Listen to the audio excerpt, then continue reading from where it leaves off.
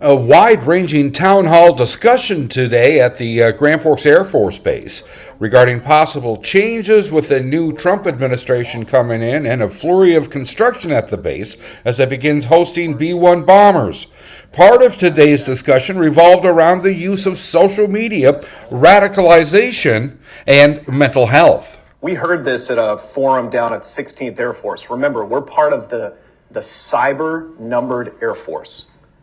The people who are the world's foremost experts on the cyber domain, which also means they have a very high degree of knowledge on what happens in these spheres, the algorithms that the chief spoke to, that ultimately open up a door and plant the seed that, if allowed to fertilize, becomes radicalization.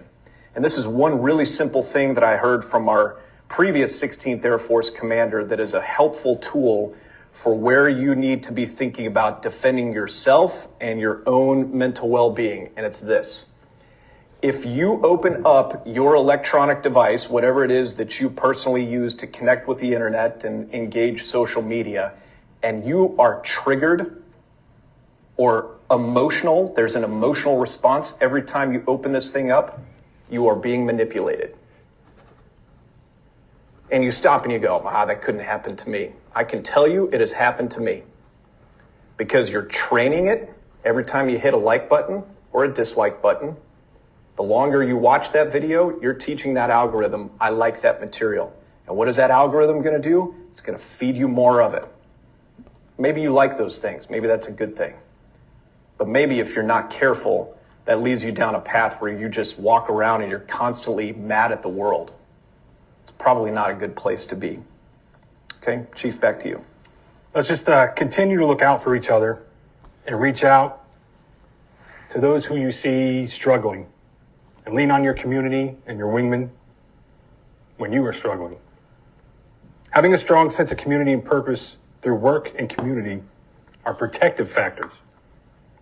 They protect us from radicalization, but also depression. Our community has many options for those feeling lost, alone, or without a purpose, or anyone just experiencing a difficult season of life.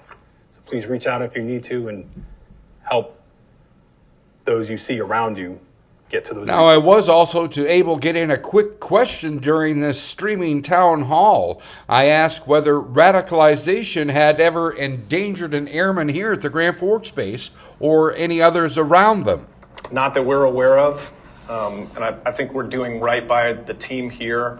In my professional opinion, and I mentioned earlier that the public affairs folks have provided me some professional references and things that I can go and read to try and understand the problem more. But what I would submit is an important piece of it is continuing to keep people focused on the good things. And we work very earnestly at that, both through the media platforms and what we do to tell the story of all the hard work that our individuals are working on, but we also do it through very deliberate leadership engagement and helping you understand the value of what you're contributing to and the value of what it is that we're doing as a fighting force on behalf of the nation. Any other thoughts on that, Chief? Yeah. So while we haven't had any specific cases of radicalization of members here at Grand Forks Air Force Base, a year and a half ago when we first got in the seat, we implemented strategic messaging at every commander's call and events where we have an intel brief. And we tell the why and the bigger picture behind the Air Force's involvement around the world, right? So just a real world example, talking to airmen and even some staff sergeants when we first got here, in conversation, things would be said like, why do we care what happens in Ukraine? They didn't really grasp why we're even involved or who was really the bad guy and why. Why are we involved in China? What are those stupid lines on the map? Why do they even matter? Why do we care about these things? So while there's not radicalization impacting us right now, a lot of these questions that come up about why, as an Air Force, as a DOD, as the United States of America, why we're involved and why we conduct our business the way we do, those have been strategically answered and addressed from us to prevent that.